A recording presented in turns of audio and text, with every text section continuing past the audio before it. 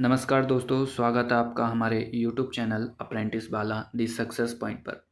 आज इस वीडियो में मैं आपको बताने जा रहा हूँ कि अभी हाल ही में 16 अप्रैल को मेरे डीवी हुई है 1262 जूनियर असिस्टेंट के लिए।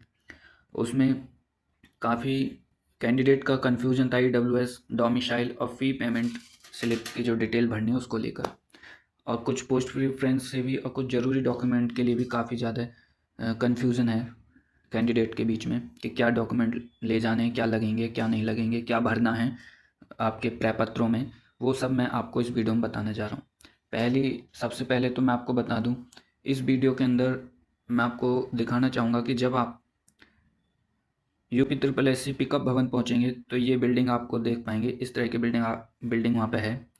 इसी गेट में जहाँ से पब्लिक आपको दिख रही है जाते हुए बच्चे, इसी गेट से आपको अंदर जाना होगा।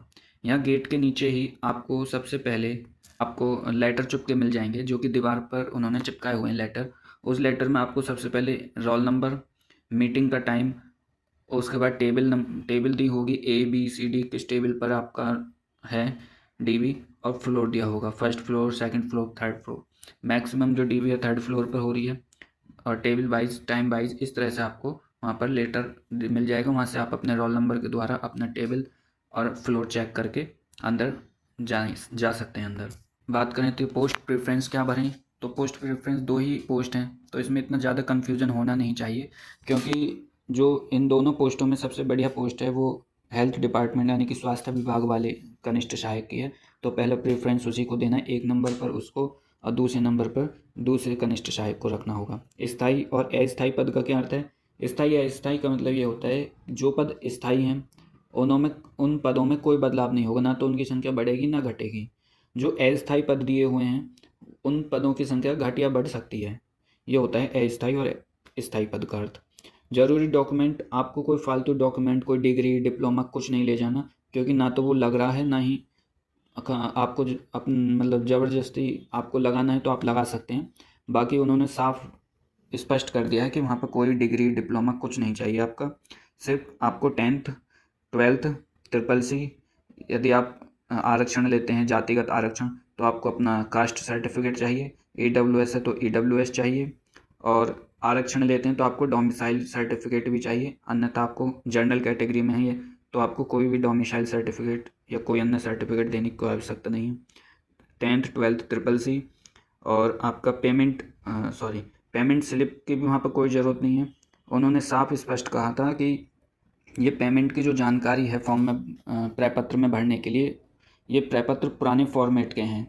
जब फॉर्म अप्लाई करते थे लोग, तो वो पेमेंट बैंक के माध्यम से चालान के द्वारा करते थे, तो वो डिटेल भरने के लिए मांगी जाती थी। लेकिन अब तो सब ऑनलाइन पेमेंट होता है, इसलिए इस डिटेल को भरने की कोई आवश्यकता नहीं है। ये जो प्रपत्र है इसमें काफ़ी सारी चीज़ें ऐसी हैं जो कि वहाँ पर कैंडिडेट को भरनी ही नहीं है।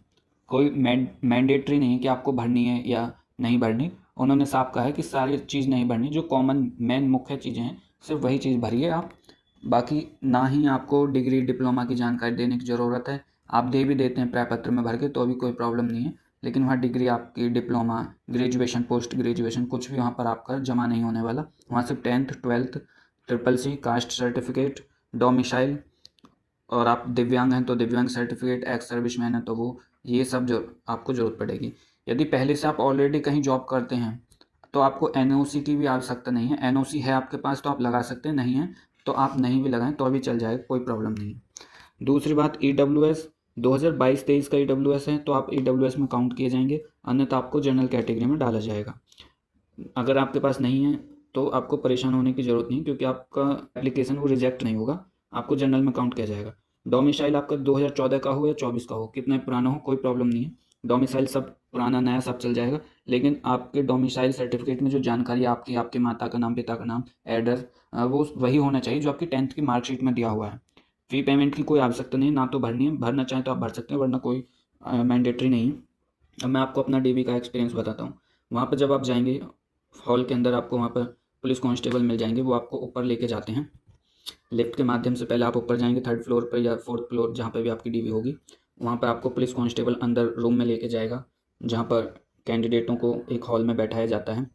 वहाँ पर लगभग एक कमरे में आपका 50 से 60 बच्चों की जो सीटें होती हैं और उन पर मेरे में 50 लोग थे शायद, और उनमें से मुश्किल से 2-4 बच्चे थे जो डीवी स्किप किए किए थे, वरना मैक्सिमम डीवी स्किप तो ना के बराबर है। ज़्यादातर बच्चे आ रहे हैं। अब हाल ही में जैसे इलाहाबाद हाई कोर्ट का रिजल्ट आया है, तो हो सकता है कि अब बच्चे डीवी स्किप कर दें, और अब तो उनको करनी भी चाहिए। लेकिन अभी तक 16 अप्रैल तक तो कोई डीवी स्किप का कोई प्रभाव नहीं था अभियान का। फुल कैंडिडेट आ रहे थे, सारी सीटें एकदम फुल थी, 2-1 सीटों को छोड़कर। और अन्य आपको कोई डाउट है, कोई क्वेश्चन है, तो आप कमेंट कर सकते हैं वीडियो के कमेंट बॉक्स में। मैं आपको वहाँ से सारी जानकारी दे दूँगा।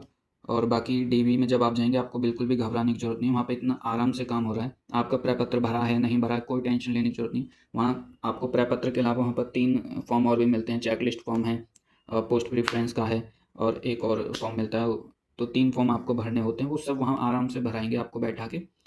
कोई भी परेशान होने की ज़रूरत नहीं है। आपका फॉर्म भर गया है तो अच्छा है, नहीं भरा है तो भी अच्छा है। आप वहाँ जाइए तसल्ली से। 4 फ़ोटो आप अपने साथ ले जाइए। उनमें से एक तो आपको क्रॉस सिग्नेचर करके फॉर्म पे चिपका के क्रॉस सिग्नेचर करना होगा, और 2 आपको फ़ोटो के पीछे रोल नंबर लिख के 2 फ़ोटो आपको साथ में जमा करने होते हैं। टोटल 3 ही फ़ोटो की आवश्यकता पड़ती है। 3 से ज़्यादा एक ही फ़ोटो आपको नहीं चाहिए। और तो सारा यही है कि डीबी में कोई प्रॉब्लम नहीं है, घबराने की भी कोई ज़रूरत नहीं है। बहुत आराम से सब काम हो जाएगा। और जैसे ही डीबी आपका होता है, आप तुरंत वहाँ से जा सकते हैं। आपको वेट करने की भी ज़रूरत नहीं है कि बाकी सबका होगा तब जाने देंगे। आपको डीबी होते ही आप निकल सकते हैं वहाँ से। मोबाइल और बैग वो अंदर ले जाने देंगे, लेकिन जैसे ही आपके रूम में एंट्री होगी डीबी वाले रूम में, उससे पहले मोबाइल और आपका बैग जमा कर दिया जाता है। और यदि आपके किसी भी सर्टिफिकेट में कोई प्रॉब्लम है, आप एफिडेविट नहीं बनवा पाए हैं, तो वो आप बाय पोस्ट बाद में भी एफिडेविट भिजवा सकते हैं। क्योंकि मेरे साथ भी डोमिसाइल सर्टिफिकेट में हुआ था। मेरे पिताजी के नाम में गड़बड़ थी, तो 10th की मार्कशीट से मैच नहीं हो रहा था। सिंग लगा हुआ था डोमिसाइल सर्टिफिकेट में, जबकि सिंग मेरे 10th की मार्कशीट में नहीं था।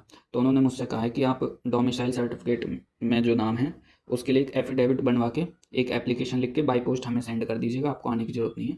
और कोई भी मतलब परेशान होने वाली कोई भी बात तो है ही नहीं। कोई भी समस्या है फॉर्म में, कोई डॉक्यूमेंट रह गया, तो उसके लिए आप बाद में भिजवा सकते हैं। डॉक्यूमेंट वेरिफिकेशन आपका 7 मई तक होगा। आप कभी भी आके अपने आप भी जमा कर सकते हैं 7 मई तक, और बाकी आप बाई पोस्ट भी भिजवा सकते हैं। मिलते हैं नेक्स्ट वीडियो में। कोई डाउट हो तो कमेंट कर देना। धन्यवाद।